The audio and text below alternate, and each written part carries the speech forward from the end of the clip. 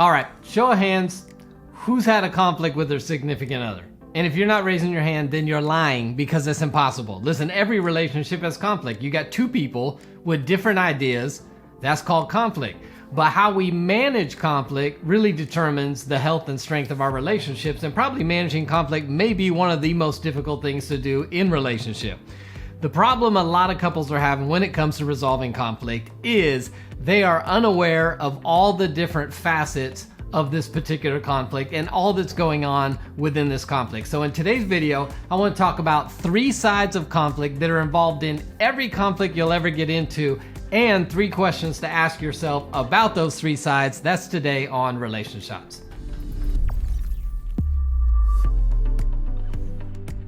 Hey, welcome to Relationships. My name's Eric Wooten. If this is your first time hanging out with us, welcome to the place to get practical relationship advice that actually works in your relationship. If you've not already done so, go ahead and click the subscribe button and the bell notification so you don't miss upcoming videos.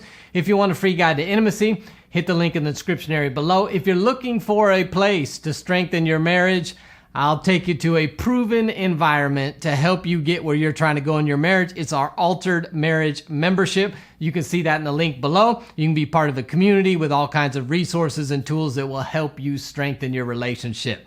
So let's talk about conflict. Every relationship has it, so this is an easy one to talk about. The problem is we don't resolve or manage conflict. I like the word manage a little better than resolve because some conflicts are unresolvable. And so sometimes we just have to manage them better. But a lot of couples get stuck trying to manage their conflicts because they're unaware of some other things that are involved in the current conflict. And so what we do is we focus on the current conflict at hand, and then stuff starts happening that we're not really aware of, and then all of a sudden we're not able to manage it and we get hopeless. And so what we're not realizing is there are some hidden sides to conflict. And I believe there are 3 sides to every conflict, and that's what we're going to talk about. So the 3 sides to every conflict: there is a past, there is a present, and there is a future. And you have to understand what's going on in all 3 of these areas in order to properly manage what ultimately is the present conflict, but being influenced by the past and the future. So let's talk about these 3 sides. The first one is the past. And this needs us to ask the question, what am I bringing with me into this conflict? We have to ask ourselves, anytime there's a conflict, we have to go back in the past and ask ourselves, what am I bringing with me into this conflict? Maybe baggage from my family of origin growing up, maybe baggage from past relationships, maybe some hurts, unresolved issues from this relationship, maybe some unforgiven hurts from this relationship. But we have to ask, what am I bringing with me into this current conflict? Because no conflict sits in isolation all by itself. And maybe you're not conscious of the past influence on your current situation or current conflict, but I can promise you, you have experienced its influence in one of your conflicts. You ever had a conflict that seemed like it was innocent in your mind, but somehow went completely left, blew up, and turned into something you never imagined it could be? That's because something from the past crept in. So maybe it was something where you tried to offer your partner a little bit of feedback, a suggestion, maybe some constructive criticism, only to be met with something like, oh, I guess I just can't do anything right. Well, maybe you just should have married somebody else. And you're like, nah, I don't think I implied that. How did we get from, I was just making a suggestion. How did we get from here all the way over to you can't do anything right and maybe I married the wrong person? I don't think I implied that, and you may not have. But what you may not know is that your partner grew up in a home where nothing they ever did was good enough, where your partner grew up in a home where everything they did was always criticized, or maybe they grew up in a home where love was given and removed purely based on performance.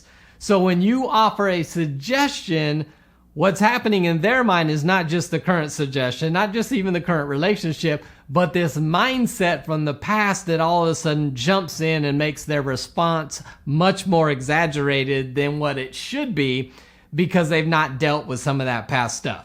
And this happens to all of us because all of us bring some level of baggage into the relationship. And then we marry somebody that's got their own set of baggage, and sometimes my baggage actually feeds and exasperates your baggage, and we don't realize what's going on. And so we're always in conflict because we're not realizing that we're bringing something into the present conflict that doesn't belong here and is preventing us from resolving it. So imagine I grew up in a home where, let's say mom or dad left, and I've had past relationships where the person always left. So now I've got some abandonment fears and issues tied around this. And I decided to marry somebody who grew up in a home where conflict was not handled well at all. In fact, it always turned into a verbal yelling match. Sometimes it got physical. And so in their mind, there's absolutely no benefit in conflict. And anytime conflict starts, they're going to want to get away from it for fear that it's going to be verbally abusive or maybe even physically abusive. So now you guys get married and you're all happy and you love each other and you get into a conflict.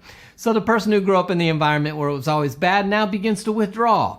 How do you think withdrawing makes the person who grew up in with some abandonment fears? They're like, oh, no, you don't walk away from me. Nobody's going to walk away from me. You start chasing them around the house. You start yelling at them, which only makes them withdraw more, and the fight escalates. So you can see that our past baggage can affect the present issue.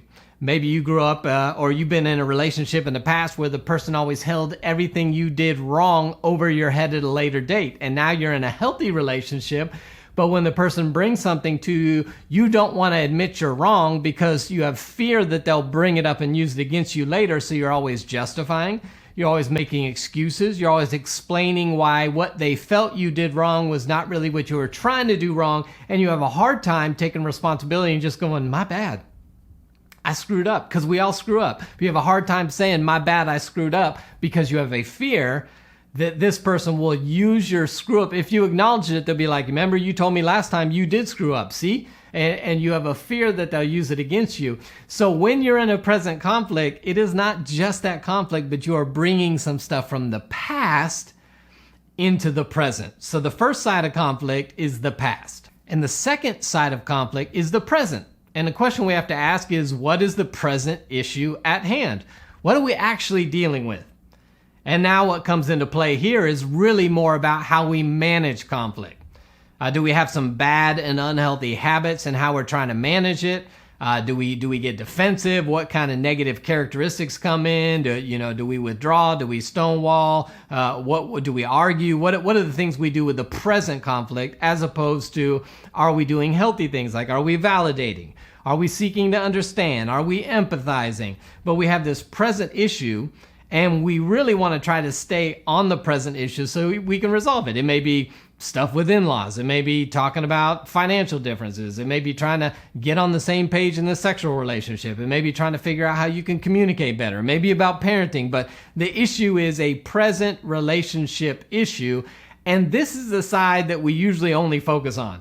And we don't realize that there is a past and there is a future that are influencing the present. And this is why we're not always successful in managing our present, even if you're given good tools. And we talk about lots of tools on how to manage conflict, but it's hard to manage the present if you're not first aware of there's a past and a future that may be tied to the present.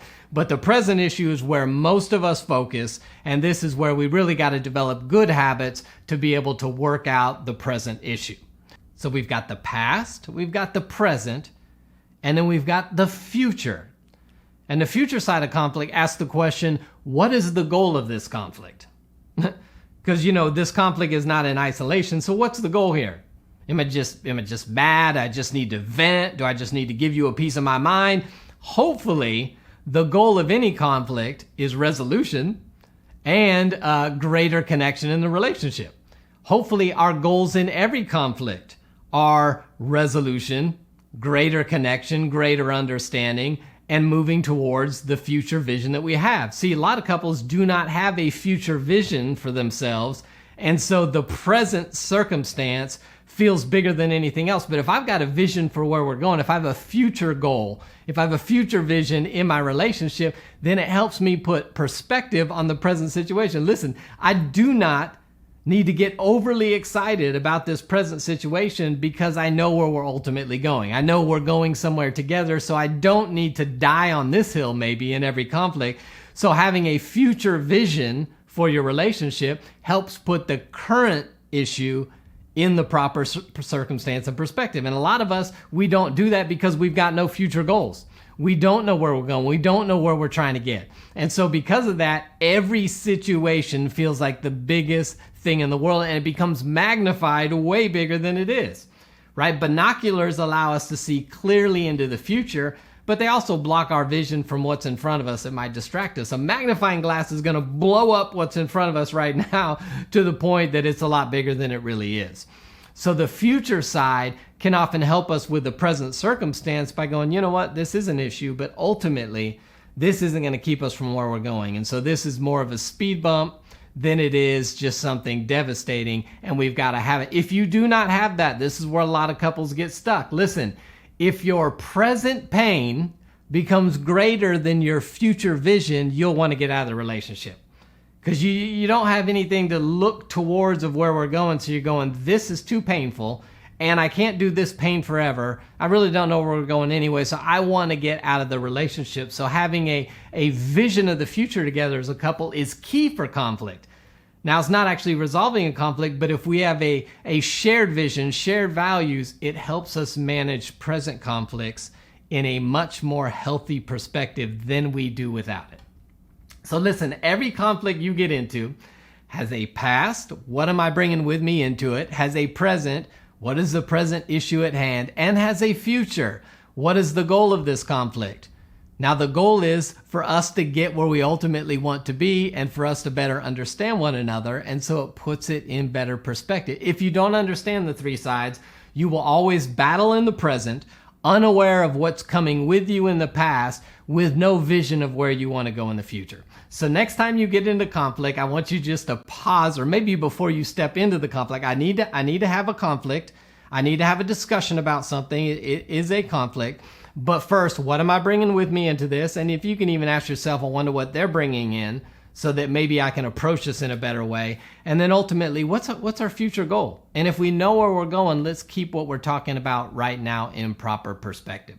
So I'd love to hear your thoughts on this and how you manage conflict. Drop a comment in the comment section below. Again, if we can help you walk and grow and strengthen your relationship, check out our membership. It's a great community of people who are trying to do what you're trying to do, which is grow and strengthen their marriage. You can get all the details in the description area below. And until next time, I'll see you right back here on Relation Shots.